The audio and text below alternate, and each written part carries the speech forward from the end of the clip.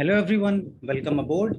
So again, we have brought you the next lecture of the current affairs, and today we will be talking about the current affairs of 27th September.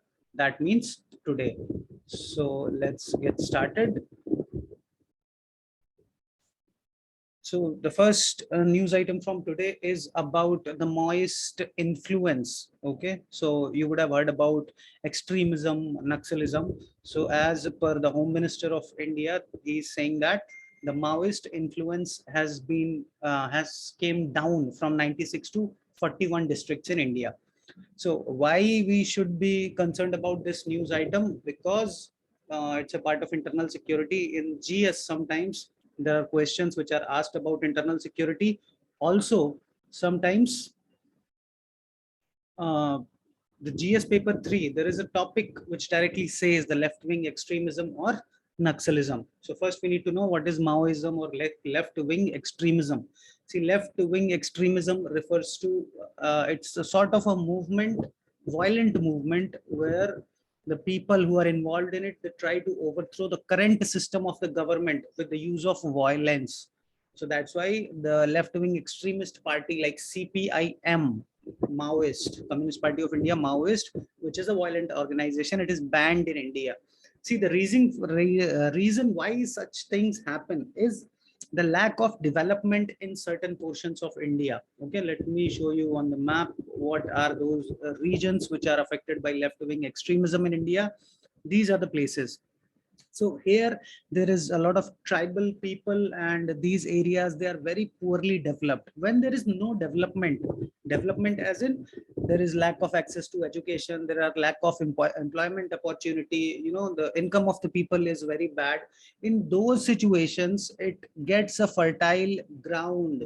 The ideologies like Naxalism or left-wing extremism, they get a fertile ground. So that's how development and left-wing extremism is related. Okay, very many questions have been asked about this topic in the previous year questions, that what is the relation between development and Naxalism.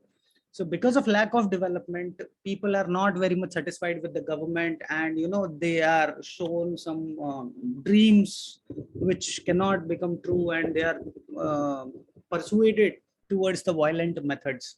It's sometimes back, when Manmohan Singh was the prime minister, he called it the biggest threat to India. Now it has been controlled. This is one of the schemes which you must know, Special Central Assistance and Security Related Expenditure Scheme for not OWE but LWE, left wing extremist affected districts. Okay, so the main cause why these things happen is development. What is left wing extremism? It is an ideology which believes in overthrowing the current capitalist system of the government with the use of violence. Okay.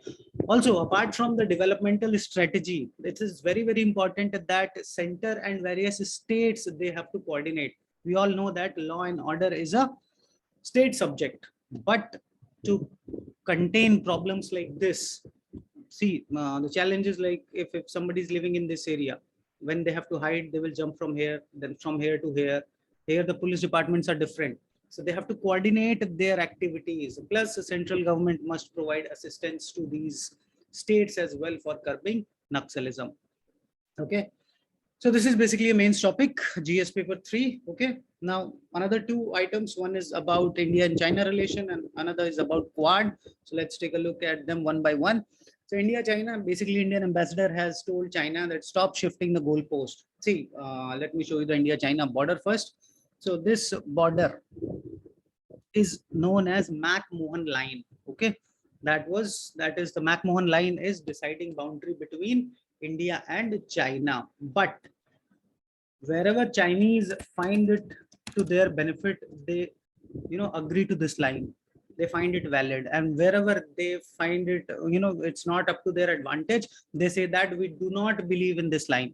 That's why there are certain areas which is under the control of India, but China claims those areas. Here you can see these areas. This is Askai Chin and some portions here in Himachal and Uttarakhand, then this Tawang Valley area in Arunachal Pradesh. Okay, you would have heard that there are clashes between Indian Army and the PLA. or People's Liberation Army of China between at various points, and we are trying to resolve those disputes by peaceful means. Here, why this news item came to picture today. See, we have border affairs, means the maintenance of peace and tranquility at the border, so that both the armies, they are not clashing with one another. Okay, and there are, let us consider, or let's agree that there are certain boundary questions or boundary disputes between India and China. We can still maintain peace and tranquility at the border and talk about these questions. These questions are settled or not, that is secondary, but we must have peaceful border situation. That's what we are trying to convey. So whatever negotiations have to take place, they should be dealt with on a permanent basis. We should use track 1 or track 2 dialogue. See, track 1 dialogue is when formally the External Affairs Ministry of India will talk to the External Affairs Ministry of China. Track 2 dialogue is when we allow informal talks. Let's say the two commanders of the army who are dealing with the situation, they can have back channel talks, how to resolve the situation, how to peacefully maintain the status quo at the border. Say, so that's our stand at the border dispute plus border affairs. And China, they say one thing today and they start saying something tomorrow. So that is something which will not keep things at peace. Okay, so that's the article. Remember the McMahon line, remember these areas which can be asked in the map. Where is Aski Chin? Pangong Taso Lake, Galwan Valley, where Finger 5 area, where all of this happened, Dame Chok, and this is the Nadula Pass and Tawang Valley. Next item was about the Quad. So in the past 3 lectures as well, we have talked about it. So in today's article, it says that Quad is good for India's engagement with the major global concerns. It will revive India's strategic and economic role in the post-COVID world. So in the US meet, on the sidelines of that, the Quad meet also happened, where people met.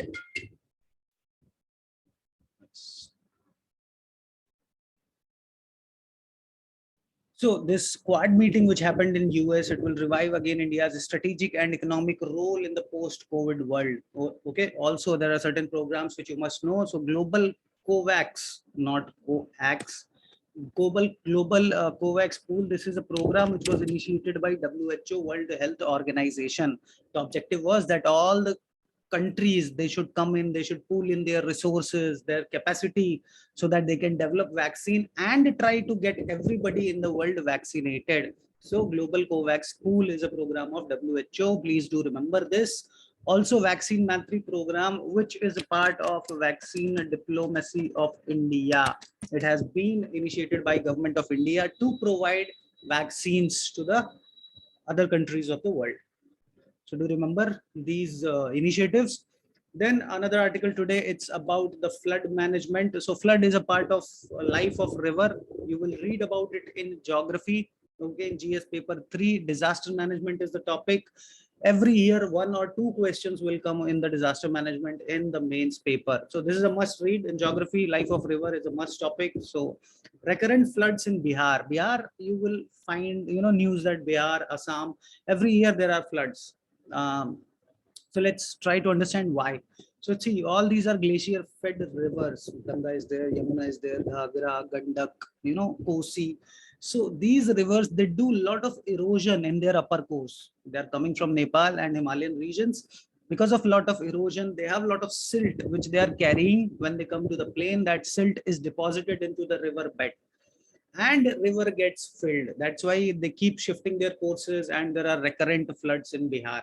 So see this problem. First, can you get rid of flood? No, it's a part of life of river. Flood brings alluvial soil, it enriches the fertility of the soil. So is it possible to do away with it? No. So what we can do is we can manage the risk of the floods so that the loss can be minimized. But these rivers are coming from Nepal. That's why, and all of us know that external affairs or foreign relations, it's dealt by central government. So the government of India, government of Nepal, they must get involved or engaged in the flood management together. Plus, central government must coordinate its activities or disaster management related activities with the state government of Bihar to reduce the loss which occurs because of flood. Now let's move to the next article, which talks about the social justice. So basically in Tamil Nadu, you would have heard about the NEET test, which has happened, the National Eligibility Cum Entrance Test, about the medical entrance examination. So to review this test, Justice Rajan Committee that was formed by the Madras government. He was a former judge of Madras High Court. So what does it say? It says that, see, basically in NEET exam, so all the students, be it from the private schools or public school or government schools, they all are competing together. Now, challenge being the quality of education in the government school is very poor. So, provided that only the well enough or good enough families or students who are rich enough to afford coachings or costly private schools, they can only compete, or they will only get seats in the medical schools or colleges. Another challenge is, apart from this, 50% seats will be filled by quota, and that too, like, their fees is very high. So if this goes on, this report says that normal common people or students who are studying in the government colleges, they will not be able to get inside the medical schools. So there is a need of complete overhaul of the education system, so that these students, the common students or the students from the government colleges, they can also make it through this examination. So just remember, Justice Ranjan Committee report, rest is very logical and flow based. Another news item today is the Chief Justice of India. He has backed a 50% quota for the women in judiciary. See, in prelims, women-related schemes are very, very important. I'll keep telling you every now and then whenever there is a scheme. Plus, in the mains and essay topics, you will always find, something related or questions related to the women empowerment. Okay, so that's where things or news like this, they comes in very handy. You can use this in your essays, you can use this in your answers, even whenever you will reach to the interview, you can use it in your interviews as well. So all we need is some data from this article. So CJI, the Chief Justice of India, has said that at least 50% of the women, their population percentage is 50, so they should be in 50% in the judiciary as well. It's their right. It's not like we are doing any charity or something. This is what naturally is theirs, but because of the social customs what we have all over the world, they do not get their fair share. Okay, women constitute only 30% of subordinate judiciary, means the lower level of judiciary. This, you can use this data. You can also use that in High Court. The percentage of women is just 11.5%, and in the Supreme Court it's 4 women in 33 judges. Okay, so it's roughly like 11 to 12%. So this is the data which you can use in your answers, that women are not being represented in the proportion of their population. Next item is from economics. Economics industry panel drives policy to revive manufacturing. Manufacturing is a big problem for India. In GS paper 3, you will see always questions being asked, what we can do to develop manufacturing sector of India, or the questions are being asked like, why the manufacturing sector in India is not performing very well. So let's take a look at one of the schemes which they have mentioned in the prelims. Also, these schemes are very important. So this COVID-19 pandemic, what it has done, it has initiated the efforts to end the import dependency. There was lockdown, not just at the national level, but even at the global level. So import and exports were disrupted, because of which supply chains got disrupted. So that's where we have tried to reduce our import dependence. So you can say some good came out of it in the end. There is one such a scheme which is known as a SCALE. Do remember that? Steering Committee for Local Value Addition and Manufacturing and Exports. SCALE is an initiative which aims to remove or reduce the import dependency, so that whatever we need, we can manufacture in India itself. And in this, the decisions are taken on the basis of consultation between the top brass from industry, like big companies, organization like FICCI or CII, and the government is also included, like Department of Industrial Policy and Promotion. These things are included, and they try to focus on the manufacturing areas where we can reduce our dependency on import. So do remember this. SCALE is about reducing import dependency. This last item for today is about the National Digital Health Mission, PM Digital Health Mission, which will be getting launched very soon. So it is going to be an online platform which will be interoperable between different health ecosystems. It will be having data and digital infrastructure of the health sector. This will allow the exchange of health records of citizens through their consent. So let us say if you had 10 tests to till date, all that data will be deposited here. So whenever you go for further counseling of the doctor, he can access all your records when you allow it to be. Okay, so there will be interoperability through digital health ecosystems. It will have the repository of all the healthcare providers, might be traditional like Ayush, Siddha, Unani, homeopathy, plus modern like allopathy as well. So these were the current affairs items which are relevant for the UPSC examination today, and this was brought to you by Himalaya IS classes.